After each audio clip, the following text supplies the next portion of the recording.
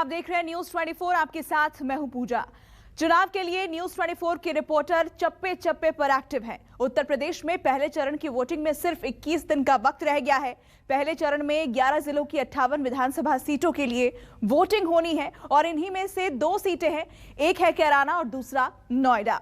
कैराना का नाम जब भी लिया जाता है पलायन की तस्वीरें एकाएक जहन में उभर कर आती हैं, लेकिन तब के कैराना और अब के कैराना में कितना अंतर है, ये जानने के लिए न्यूज 24 संवाददाता प्रशांत देव कैराना पहुंचे, तो दूसरी तरफ मेरी सहयोगी आशा मिश्रा नोएडा के वोटर्स का मन जानने की कोशिश कर रही हैं। इस चुनाव में नोएडा से कैराना तक क्या है चुनावी मुद्दे, पूरी रिपोर्ट डिटेल में देखिए।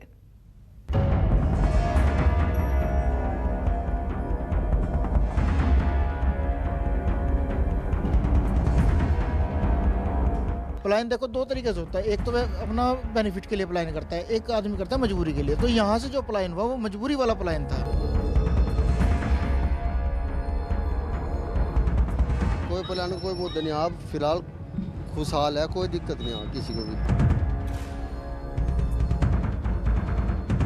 ये तो राजनीति है, कुछ नहीं और इतना मोहब्बत प्यार कहीं नहीं पड़ेगा जितना यहाँ कैराने में।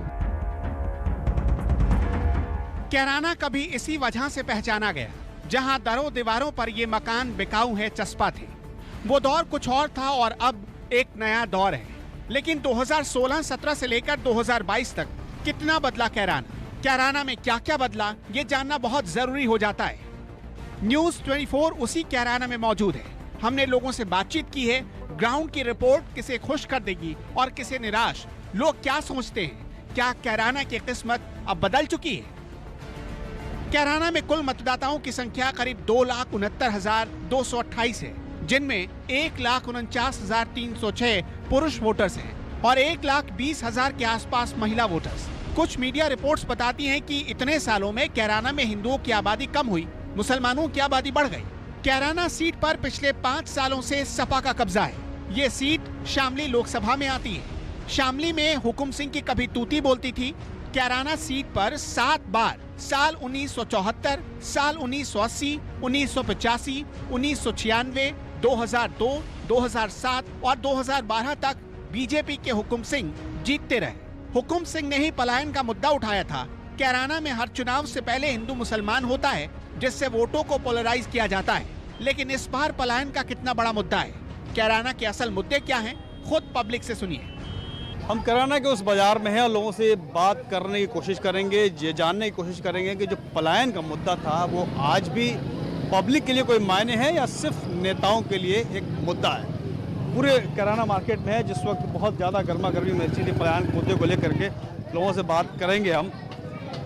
हाँ जी सर, तो वो हम लोग ये जानना चाह रहे हैं कि जो पलायन का मुद्दा है इतना पूरे देश में सुनाई देता है कोरोना को लेकर के, उसका क्या हाल है अभी? क्या ये सिर्फ नेताओं का मुद्दा है या पब्लिक के बीच में भी कोई बात है? नहीं, कोई दिक्कत नहीं है, कोई पलायन कोई मुद्दा नहीं, आप फिलहाल खुशहाल है, कोई दिक्कत नहीं है किसी को भी।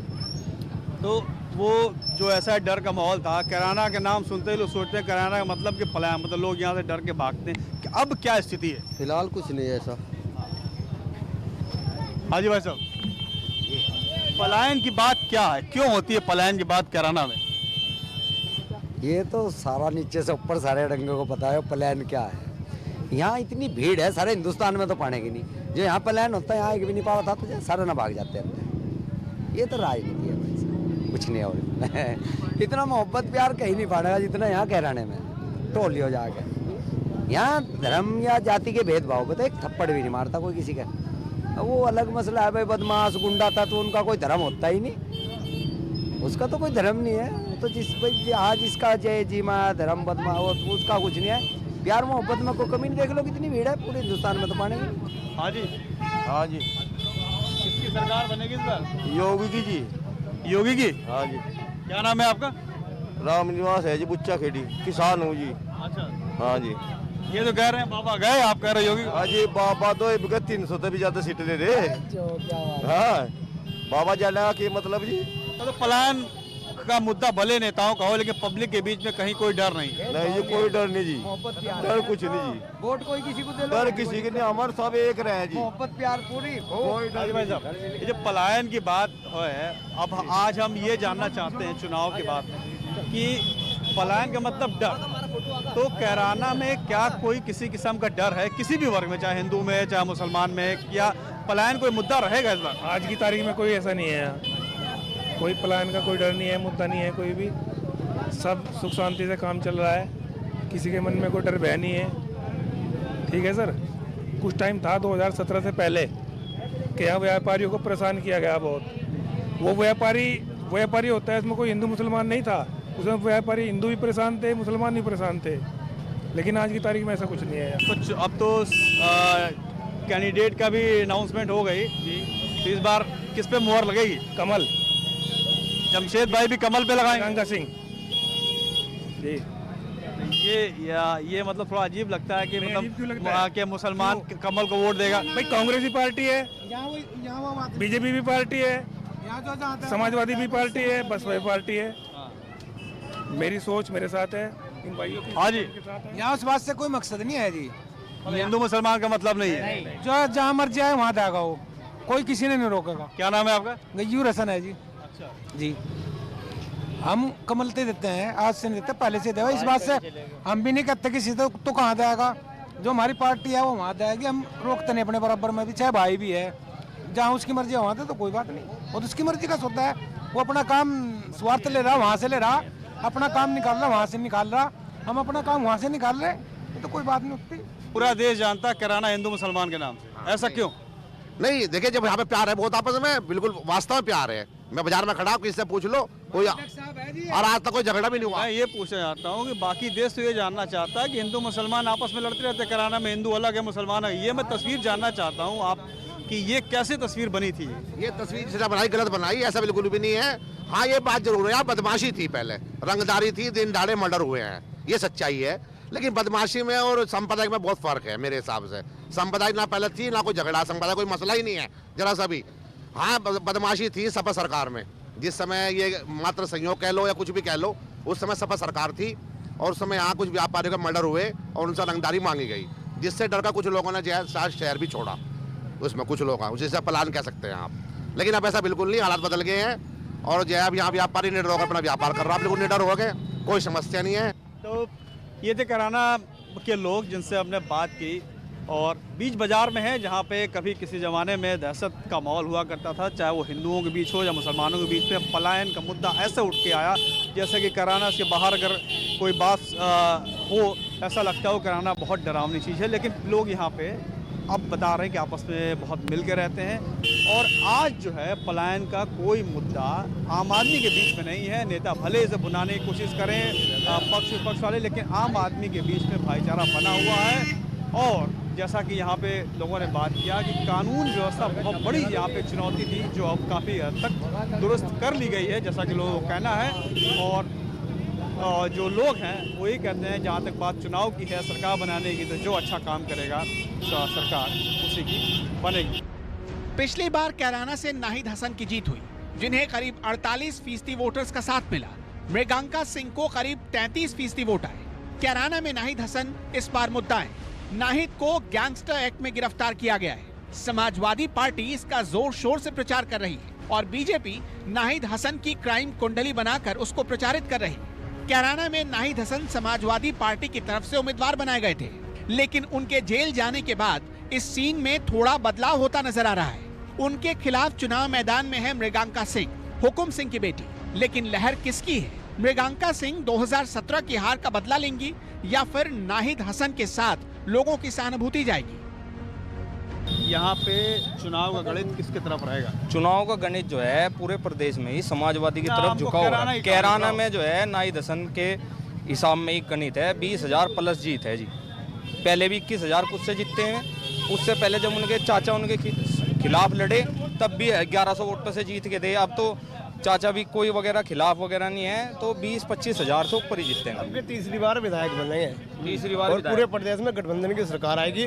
इसमें कोई चौक नहीं है, क्योंकि सभी जानते हैं, किसान जानते हैं, मजदूर जानते हैं, हर आदमी व्यापार जानता है, सभी नाराज हैं, सबको पता है ये परिवर्तन सरकार है।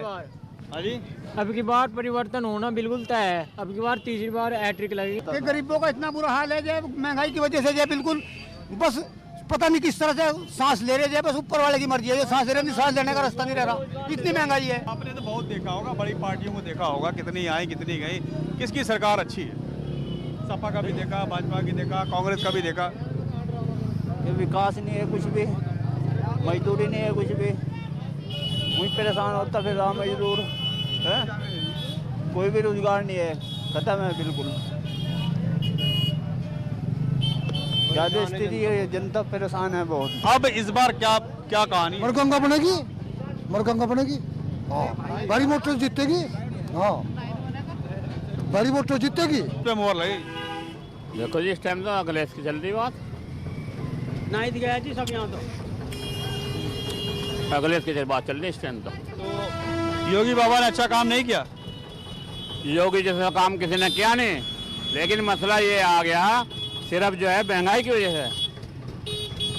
गुंडागर्दी खत्म हुई, कोई दिक्कत नहीं, महंगाई की लोगों को नाज भी खूब दे रहा, खाना पीना को बढ़े दे रहा, लेकिन मसला यही आ गया सिर्फ जो है इसकी योगी की सरकार अब क्या पलटेगी। ये योगी ने अच्छा काम कौन कौन सा किया? मकान बनवा के दिए लोगों को, मोदी ने भी योगी ने भी, अच्छा छोटा भैया अब तक कोई सरकार ने नहीं दिए थे। हाँ, गुंडागर्दी कम है। ये मतलब उनका इस बात का फायदा नहीं मिलेगा योगी को? किसको मिलेगा तो, लेकिन लोग काफी खिलाफ हैं इस बार।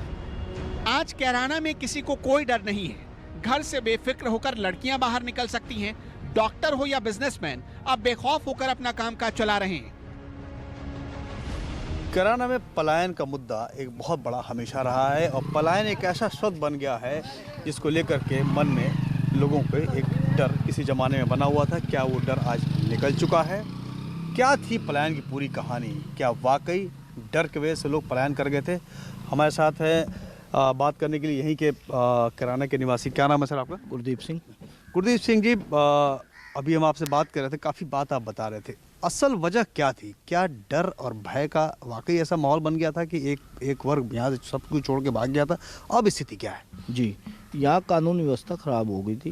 कानून व्यवस्था ख़राब होने के कारण से दिन पर दिन जो है फरोतियाँ मांगी जा रही थी। 2 व्यापारियों को गोली लग गई थी, एक फिर बाज़ार में, चौक बाज़ार में उसके यहाँ गोली लग गई थी। उससे जो था यहाँ का एक भय हो गया था। लोग बाग अपना सब जो है डर के हमारे कानून व्यवस्था की वजह से यहाँ से जा रहे थे। तो कितने लोग उस वक्त चले गए थे? उस वक्त काफ़ी लोग चले गए थे। हाँ, तो अब स्थिति क्या है? क्या अब तमाम लोग सब वापस आ गए? फिलहाल की स्थिति तो यह है कैराना की कि जो लोग जो है, जो यहाँ दहशत थी, अब वो दहशत नाम की कोई चीज़ नहीं रही। सब चीज़ अच्छे से अपना, कोई जा रहा आ रहा, कोई दिक्कत नहीं। बाज़ार भी टाइम से खुल रही। पहले ये था कि 4-5 बजे बाज़ार बंद हो जाते थे, सुबह 10 बजे खुलते थे। अब ऐसी कोई दिक्कत नहीं है। कोई लड़ाई झगड़ा, लूट चोरी, कोई दिक्कत नहीं। लड़कियों के साथ कोई वो नहीं है। अच्छा, तो ये माहौल जो है अचानक इस तरीके का, जैसे कि यहाँ पे हिंदू मुस्लिम टाइप का या 2 वर्गों में आपसी संघर्ष का, आखिर कैसे बन गया? ज़मीन पे तो कहा जाता है गंगा जमुना तहजीबी वाला ये इलाका है कैराना, खासकर यहाँ पे बहुत से मुसलमान हिंदू सभी एक साथ रहते हैं। तो ये स्थिति आखिर बनी कैसे? और बनी तो फिर इसको अगर बिगड़ी, ऐसी स्थिति बिगड़ गई, तो वो ठीक क्या वाकई हो गई? स्थिति ये है कि यहाँ पे जो मुस्लिम भी हैं, हिंदू भी हैं, सभी लोग हैं, बड़े आराम से रहते हैं, आज भी रहते हैं। सभी लोग व्यापारी लोग हैं, सब लोग किसान हैं, अपना खेत में काम करने वाले हैं। कुछ लोग इस तरह के थे जो गुंडा तबका था, उसकी वजह से सभी लोग परेशान हुए। वे लोग भी परेशान थे, इधर ये लोग भी परेशान थे। इस वजह से ही ये सब कुछ हुआ। लेकिन अब क्या है, अब सब लोग मिलजुल के, हिंदू हो मुस्लिम हो, सब लोग अपना प्रेम से अपना दुकान पर बैठ रहे, खेत वाला खेत जा रहा, अब कोई दिक्कत नहीं है। इस तरह की कोई बात है ही नहीं। अब अभी आप कह रहे थे कि अभी भी कुछ लोग डरे हुए हैं कि सरकार बदल जाएगी तो फिर से डर बन जाएगा, ऐसा क्यों? वो इस तरह का है कि भाई जो अपराधी किस्म के लोग हैं, जो अभी जो अंदर बंद हैं, कुछ इस तरह के हैं, तो डर तो स्वाभाविक है। बस सरकार आएगी फिर तुम अंदर भेजेगी, तो इस तरह का माहौल है। वैसे आम आदमी को कोई दिक्कत नहीं है, आम आदमी बिल्कुल अच्छे से है, सुरक्षित है, कोई टेंशन नहीं। इस सीट पर अभी तक समाजवादी पार्टी को 2 बार जीत मिली, जबकि बीजेपी को कुल 4 बार जीत मिल चुकी है। जनता दल को 2 बार जीत हासिल हुई। कांग्रेस को कुल 4 बार जीत मिली, निर्दलीय विधायक 2 बार जीते और बीकेडी उम्मीदवार को 1 बार जीत मिली। यानी कैराना में बीजेपी तो कागजों पर मजबूत दिखती है। इस वक्त मैं कैराना के टीचर्स कॉलोनी में हूं, जहां से बहुत से घर के लोग पलायन करके उस वक्त चले गए थे डर के मारे। अब स्थिति क्या है ये जानने के लिए हम यहां पे आए। हालांकि ज़्यादातर व्यापारी हैं यहाँ पे, काम धंधे में है, लेकिन अभी हमको रोहित मिले यहाँ पे। रोहित, पलायन का मुद्दा बहुत बड़ा रहता है, चूँकि चुनाव का भी मुद्दा है, चुनाव का भी समय आ गया है, तो पलायन का मुद्दा इस बार चुनाव का है, और जो क्या कहानी पहले थी और अब क्या बदली है? अब काफ़ी समय, अभी इतना बहुत ज़्यादा चेंज हो गया है पहले के मुकाबले कि यदि पहले बहुत सारे लोग थे ऐसे जो यहाँ से नहीं गए, लेकिन उन्होंने भी तैयारी कर ली थी पलायन की। और आज स्थिति यह है कि यदि उन्होंने कहीं पे मकान लिया भी था तो या तो उसको बेच दिया या उन्होंने उसको सिर्फ अपना किराए वगैरह के लिए छोड़ दिया, और उनका अब बिल्कुल भी मन नहीं है यहाँ से पलायन करने का। और पलायन उनकी इच्छा नहीं, मजबूरी थी।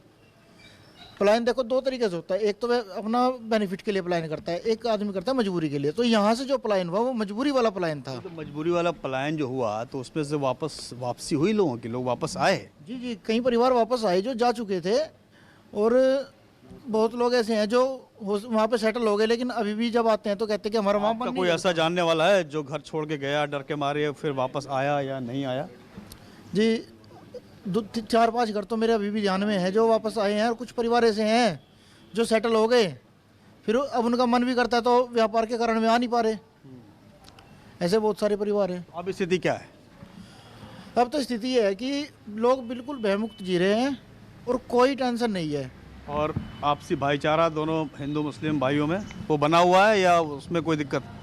नहीं, उसमें तो कोई ऐसी प्रॉब्लम नहीं है, लेकिन पहले क्या स्थिति थी कि पहले बहुत अंतर आ गया था, कहीं ना कहीं लोग भाईचारे में भी थोड़ा मतलब असहज होने लग गए थे। अब वो असहजता कम हो गई, और केवल हिंदुओं के लिए नहीं, मुस्लिमों में भी बहुत लोगों की स्थिति ऐसी रही जो मजबूरी में रहे में। मुसलमान भी मजबूरी छोड़ के गए थे? मजबूरी में कुछ छोड़ के गए भी हों, देखो मुझे कोई जानकारी नहीं है, लेकिन उनको भी परेशानी होती थी। यह है कि मैं बता नहीं पाते थे, लेकिन होती थी परेशानी। पर असल में ऐसा है क्या? यानी कैराना में फिर से कुछ नया और कुछ बड़ा होने वाला है, पर क्या सीन होगा 10 मार्च के बाद पता चलेगा। कैराना से 130 किलोमीटर दूर है नोएडा विधानसभा, गौतम बुद्ध नगर की हॉट सीट। नोएडा विधानसभा में फिर से राजनाथ सिंह के बेटे पंकज सिंह चुनाव मैदान में हैं। हालांकि सपा और आरएलडी ने अपने संयुक्त उम्मीदवार के नाम का ऐलान नहीं किया है, लेकिन कई नाम इस रेस में आगे चल रहे हैं, जिसमें से एक नाम सुनील चौधरी का भी सामने आ रहा है। उनके साथ साथ योगेंद्र शर्मा, जगदीश शर्मा, अतुल शर्मा, पीताम्बर शर्मा भी रेस में हैं। कांग्रेस ने पूर्व सपा नेता पंखुड़ी पाठक को अपना उम्मीदवार बनाया है। कांग्रेस लड़की हूँ लड़ सकती हूँ के नारे के साथ चुनाव मैदान में है। नोएडा में बेटी बचाओ बेटी पढ़ाओ ये स्लोगन आपको जगह जगह मिल जाएगा। बेटियों की सुरक्षा को लेकर के यही आवाज बुलंद करने की कोशिश की नरेंद्र मोदी सरकार ने, लेकिन यही वो हथियार है जिसका विपक्ष बखूबी इस्तेमाल कर रहा है, चाहे योगी सरकार को घेरने के लिए, चाहे नरेंद्र मोदी सरकार को घेरने के लिए, कि आखिर बेटियां बचेंगी जब तभी तो बेटियां पढ़ पाएंगी, तो पहले बेटियों को तो बचाइए। विपक्ष ये आरोप लगाता है कि महिलाएं बेटियां असुरक्षित हैं। योगी के शासनकाल में ये सबसे बड़ा हथियार है, लेकिन क्या वाकई ऐसा है? नोएडा में जो कि गढ़ माना जाता है बीजेपी का, जहां पर बीजेपी हर बार चुनकर आती है, क्या नोएडा में बेटियां खुद को सुरक्षित समझती हैं? क्या वाकई ये मुद्दा है जो लोगों की जहन पर अटैक करेगा और लोगों को ये मुद्दा वोट करने के लिए एक से दूसरी पार्टी में प्रेरित करेगा? नोएडा इंडस्ट्रियल हब है, यहाँ उत्तर प्रदेश के कोने कोने से लोग आते हैं, लेकिन वो चुनाव के बारे में क्या सोच रहे हैं? तो यहाँ एक चाट की ठेली पर हम मौजूद हैं और लड़की हूँ लड़ सकती हूँ या फिर बेटी बचाओ बेटी पढ़ाओ, क्या असर करने वाला है इस चुनाव महिलाओं के बीच? महिला सुरक्षा वाकई यूपी में, उत्तर प्रदेश में और खासकर जब नोएडा में हम खड़े हैं, नोएडा में एक मुद्दा है। देखिए, मुझे यहाँ पे 2 साल हुए हैं शिफ्ट हुए नोएडा में, तो मुझे अभी तक तो ऐसा कुछ लगा नहीं है कि सुरक्षा को लेके कुछ मुद्दा हो कि यूपी में लड़कियाँ सुरक्षित नहीं हैं। 2 साल तो एटलीस्ट 2 सालों में तो मैंने यही देखा। आपको लगता है सुरक्षित? हाँ, क्योंकि मैं भी मेरे हस्बैंड के साथ या कभी मैं 75 सेक्टर 75 से 78 अकेले जाती हूँ, मैं 110 में जाती हूँ मेरे बेटे के साथ में। रात को मैंने 11 बजे भी ट्रैवल किया है। आपको उत्तर प्रदेश महिलाओं की सुरक्षा के लिहाज से कैसा समझा? अब तो काफ़ी अच्छा है, योगी जी के रहने से गुंडागर्दी कम हुई है। तो जो अपराधी निरंकुश हैं, ये आरोप लगते हैं विपक्ष की तरफ से कि शासन व्यवस्था पूरी तरीके से फेल है। आपको लगता है ऐसा है? नहीं, पहले ज़्यादा फेल थी मुलायम सिंह के उसमें। अच्छा, तो अपराधियों पर लगाम लगाया है मतलब योगी सरकार। काफ़ी फर्क पड़ा। यहाँ पर कुछ युवा हैं, आइए इनसे भी बात कर लेते हैं। हेलो, ये बताइए एज अ महिला नोएडा कितना सिक्योर सेफ नजर आ रहा है? हाँ, परफेक्ट है, प्रॉपर अच्छा है, सेफ है। इस प्रकार का डर, भय, छेड़खानी या इस प्रकार की समस्याओं का सामना करना पड़ता है? नहीं, कभी कभी तो ऐसा कुछ नहीं होता, बट कभी कभी लगता है जैसे हम लोग ऑन रोड चले जाते आउट ऑफ, तब वैसे सेफ्टी है। 2012 के बाद नोएडा अलग विधानसभा सीट बनी। इससे पहले ये दादरी विधानसभा सीट का हिस्सा हुआ करती थी। 1997 से 2007 तक बीजेपी के विधायक नवाब सिंह नागर यहाँ के विधायक रहे। 2007 में बसपा के सतवीर गुर्जर विधायक बने और 2012 में पहली बार बीजेपी के डॉक्टर महेश शर्मा जीते। 2014 में जब उपचुनाव हुआ तो बिमला बाथम यहाँ से विजयी रही। नोएडा में कुल मतदाता 6,90,000 के करीब हैं, जिनमें महिला वोटर्स 2,98,000 के आसपास और पुरुष वोटर्स 3,91,000 के आसपास हैं।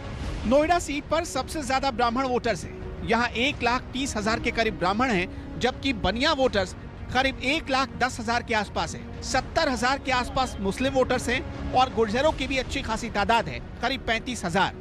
युवाओं पर भी सियासी पार्टियां दांव चल रही हैं इस चुनाव में, तो कुछ युवा मुझे मिले यहाँ पर जो घूमने आए हैं यहाँ पर। जी मैम। कहाँ से? मैम लोनी से है, गाजियाबाद। लोनी गाजियाबाद। इस बार चुनाव का मूड क्या लग रहा है? जनता किसके पक्ष में ज्यादा नजर आ रहा है? मैम बीएसपी में।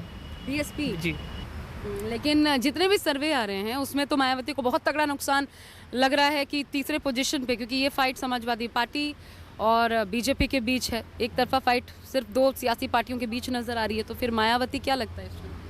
मायावती मैम अब धीरे धीरे देखो प्रोग्रेस चल रही है, मायावती जी की सरकार आ सकती है इस बार, पूरे चांसेस हैं। क्या लग रहा है नोएडा में किसके पक्ष में ज्यादा लोगों का झुकाव है? झुकाव तो अगर देखा जाए तो ज़्यादातर योगी जी का ही है और योगी जी ही आएंगे इस बार भी। 2022 में योगी जी ही आएंगे। पंकज सिंह अगर दोबारा खड़े होते हैं, क्योंकि वही नोएडा से यहाँ पर विधायक हैं, पंकज सिंह दोबारा खड़े होते हैं तो इतना काम किया है कि जनता वोट देगी पंकज सिंह को। देखिए, पंकज सिंह ने जो काम किया है वो भी सराहनीय है, लेकिन सब मतलब जो भी वोट जाता है वो सरकार के ही पक्ष में जाएगा और योगी जी ही आएंगे दोबारा। कुल मिलाकर कैराना टू नोएडा एक जबरदस्त मुकाबला दिख रहा है, पर कौन सा घराना मजबूत साबित होगा इस पर संशय है। Bureau report, news 24।